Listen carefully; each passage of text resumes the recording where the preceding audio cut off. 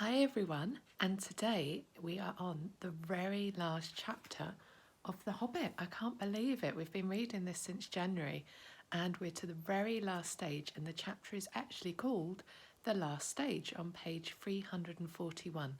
So let's see how it ends. It was on May the 1st that the two came back at last to the brink of the valley of Rivendell, where stood the last or the first homely house. Again it was evening. Their ponies were tired, especially the one that carried the baggage, and they all felt in need of rest. As they rode down the steep path, Bilbo heard the elves still singing in the trees, as if they had not stopped since he left, and as soon as the riders came down into the lower glades of the wood, they burst into a song of much the same kind as before. This is something like it. The dragon is withered, his bones are now crumbled, his armour is shivered, his splendour is humbled. Though sword shall be rusted, and throne and crown perish, with strength that men trusted, and wealth that they cherish. Here grass is still growing, and leaves are yet swinging, the white water flowing, and elves are yet singing. Come, tra-la-la-lally, come back to the valley. The stars are far brighter than gems without measure, the moon is far whiter than silver in treasure. The fire is more shining on hearth in the gloaming than gold won by mining, so why go a-roaming? Oh, tra-la-la-lally, come back to the valley. Or where are you going, so late in returning? The river is flowing, the stars are still burning. A whither so laden, so sad and so dreary? Here elf and elf maiden, now welcome the weary. With tra-la-la-lally, come back to the valley. Tra-la-la-lally, fa-la-la-lally, fa-la. Then the elves of the valley came out and greeted them, and led them across the water to the house of Elrond. There a warm welcome was made for them, and there were many eager ears that evening to hear the tale of their adventures. Gandalf it was who spoke, for Bilbo was fallen quiet and drowsy. Most of the tale he knew, for he had been in it, and had himself told much of it to the wizard on their homeward way, or in the house of Beorn. But every now and again he would open one eye and listen, when a part of the story which he did not yet know came in. It was in this way that he learned where Gandalf had been to, for he overheard the words of the wizard to Elrond.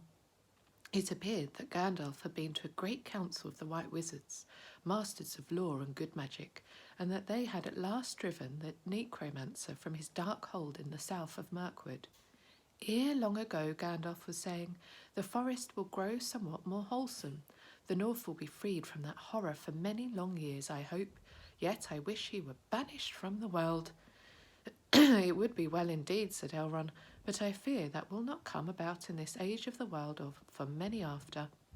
When the tale of their journeyings was told, there were other tales and yet more tales, tales of long ago and tales of new things and tales of no time at all, till Bilbo's head fell forward on his chest and he snored comfortably in a corner. He woke to find himself in a white bed and the moon shining through an open window. Below it many elves were singing loud and clear on the banks of the stream. Sing all ye joyful, now sing all together, the winds in the tree-top, the winds in the heather. The stars are in blossom, the moon is in flower, and bright are the windows of night in her tower. Dance all ye joyful, now dance all together, soft is the grass, and let foot be like feather. The river is silver, the shadows are fleeting, merry is Maytime, and merry our meeting. Sing we now softly, and dreams let us weave him, wind him in slumber, and there let us leave him. The wanderer sleepeth, now soft by his pillow, lullaby, lullaby, alder and willow.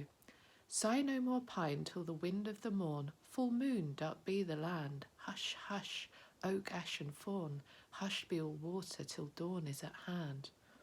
Well, merry people, said Bilbo looking out, what time by the moon is this? Your lullaby would waken a drunken goblin, yet I thank you. And your snores would waken a stone dragon, yet we thank you, they answered with laughter. It is drawing towards dawn, and you have slept now since the night's beginning. Tomorrow perhaps you will be cured of weariness. A little sleep does a great cure in the house of Elrond, said he, but I will take all the cure I can get. A second good night, fair friends, and with that he went back to sleep, and slept till late morning. Weariness fell from him soon in that house, and he had many a merry jest and dance early and late with the elves of the valley. Yet even that place could not long delay him now, and he thought always of his own home. After a week, therefore, he said farewell to Elrond, and giving him such small gifts as he would accept, he rode away with Gandalf. Even as they left the valley, the sky darkened in the west before them, and the wind and rain came up to meet them. "Merry is Maytime," said Bilbo, as the rain beat into his face. "But our back is to legends, and we are coming home. I suppose this is the first taste of it." "There is a long road yet," said Gandalf. "But it is the last road," said Bilbo. They came to the river that marked the very edge of the borderland of the wild, and to the ford beneath the steep bank which you may remember. The water was swollen both with the melting of the snows at the approach of summer and with the day-long rain, but they crossed with some difficulty and pressed forward as evening fell on the last stage of their journey. This was much as it had been before, except that the company was smaller and more silent. Also this time there was no trolls. At each point on the road, Bilbo recalled the happenings and the words of a year ago. It seemed to him more like 10, so that, of course, he quickly noted the place where the pony had fallen in the river, and they had turned aside for their nasty adventure with Tom and Bert and Bill. Not far from the road they found the gold of the trolls, which they had buried, still hidden and untouched. "I have enough to last me my time," said Bilbo when they had dug it up. "You may better take this, Gandalf. I dare say you may find a use for it." "Indeed I can," said the wizard, "but share and share alike. You may find you have more needs than you expect." So they put the gold in bags and slung them on the ponies, who were not at all pleased about it. After that their going was slower, for most of the time they walked, but the land was green and there was much grass, through which the hobbit strolled along contentedly. He mopped his face with a red silk handkerchief. No, not a single one of his own had survived. He had borrowed this one from Elrond, for now June had brought summer and the weather was bright and hot again. As all things come to an end, even this story, a day came at last where they were in sight of the country where Bilbo had been born and bred, where the shapes of the land and of the trees were as well known to him as his hands and toes. Coming to a rise, he could see his own hill in the distance, and he stopped suddenly and said, "Roads go ever on, over rock and under tree, by caves where never sun has shone, by streams that never find the sea, over snow by winter sown, and through the merry flowers of June, over grass and over stone, and under mountains in the moon. Roads go ever, ever on, under cloud and under star, yet feet that wandering have gone, turn at last to home afar. Eyes that fire and sword have seen, and horror in the halls of stone, look at last on meadows green, and trees and hills that they long have known." Gandalf looked at him. "My dear Bilbo," he said, "something is the matter with you. You are not the hobbit that you were." And so they crossed the bridge and passed the mill by the river and came right back to Bilbo's own door. "Bless me, what's going on?" he cried. There was a great commotion, and people of all sorts, respectable and unrespectable, were thick round the door, and many were going in and out, not even wiping their feet on the mat, as Bilbo noticed with annoyance. If he was surprised, they were more surprised still. He had arrived back in the middle of an auction. There was a large notice in black and red hung on the gate stating that on June the 22nd, Messrs. Grubb and Burrows would sell by auction the effects of the late Bilbo Baggins Esquire of Bag End under Hill, Hobbiton. Sell to commence at 10 o'clock sharp. It was now nearly lunchtime, and most of the things had already been sold, for various prices from next to nothing to old songs, as is not unusual at auctions. Bilbo's cousins, the Sackville Bagginses, were, in fact, busy measuring his rooms to see if their own furniture would fit. In short, Bilbo was presumed dead. Not everybody that said so was sorry to find the presumption wrong. The return of Mr. Bilbo Baggins created quite a disturbance, both under the hill and over the hill and across the water. It was a great deal more than a 9 days' wonder. The legal bother, indeed, lasted for years. It was quite a long time before Mr. Baggins was in fact admitted to be alive again. The people who had got specially good bargains at the sale took a deal of convincing, and in the end, to save time, Bilbo had to buy back quite a lot of his own furniture. Many of his silver spoons mysteriously disappeared and were never accounted for. Personally, he suspected the Sackville Bagginses. On their side, they never admitted that the returned Baggins was genuine, and they were not on friendly terms with Bilbo ever after. They really had wanted to live in his nice hobbit hole so very much. Indeed, Bilbo found he had lost more than spoons. He had lost his reputation. It is true that for ever after he remained an elf friend, and had the honour of dwarves, wizards, and all such folk as ever passed that way. But he was no longer quite respectable. He was in fact held by all the hobbits of the neighbourhood to be strange, except by his nephews and nieces on the Took side, but even they were not encouraged in their friendship by their elders. I am sorry to say he did not mind. He was quite content, and the sound of the kettle on his hearth was ever after more musical than it had been even in the quiet days before the unexpected party. His sword he hung over the mantelpiece. His coat of mail was arranged on a stand in the hall until he lent it to a museum. His gold and silver was largely spent in presents, both useful and extravagant, which to a certain extent accounts for the affection of his nieces and his nephews. His magic ring he kept a great secret, for he chiefly used it when unpleasant callers came.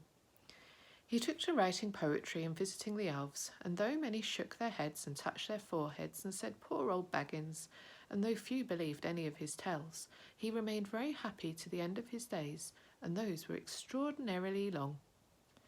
One autumn evening, some years afterwards, Bilbo was sitting in his study writing his memoirs. He thought of calling them There and Back Again, a Hobbit's Holiday, when there was a ring at the door. It was Gandalf and a dwarf, and the dwarf was actually Balin.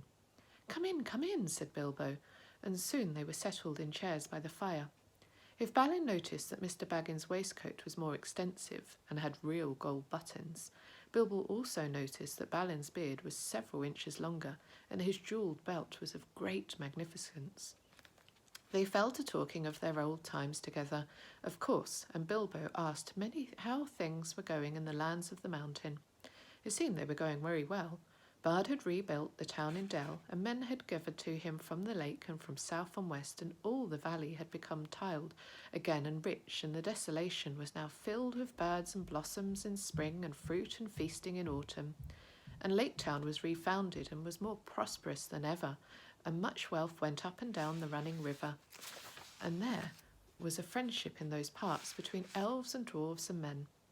The old master had come to a bad end. Bard had given him much gold for the help of the lake people, but being of the kind that easily catches such disease, he fell under the dragon sickness and took most of the gold and fled with it, and died of starvation in the waste, deserted by his companions. The new master is of wiser kind, said Balin, and very popular, for, of course, he gets most of the credit for the present prosperity. They are making songs which say that in his day the rivers run with gold. Then the prophecies of the old songs have turned out to be true after a fashion, said Bilbo. Of course, said Gandalf, and why should not they prove true? Surely you don't disbelieve the prophecies, because you had a hand in bringing them about yourself. You don't really suppose, do you, that all your adventures and escapes were managed by mere luck, just for your sole benefit? You are a fine person, Mr. Baggins, and I am very fond of you, but you are only quite a little fellow in a wide world after all. Thank goodness, said Bilbo, laughing, and handed him the tobacco jar. And that is the end of the story. You can see a map of all the area there of Wilderwood. And I just want to say thank you so much to everyone who has listened. I hope you've really enjoyed the story. And remember, this isn't the end of the story. There's actually the Lord of the Rings that you can go back and read after this if you want to, or you can read through this again at some time. As you're going back to school, I hope you all settle in really, really well, and that you get to see all of your friends and have lots of fun over these next few months as the sun starts to shine again. And thank you. Take care. Bye.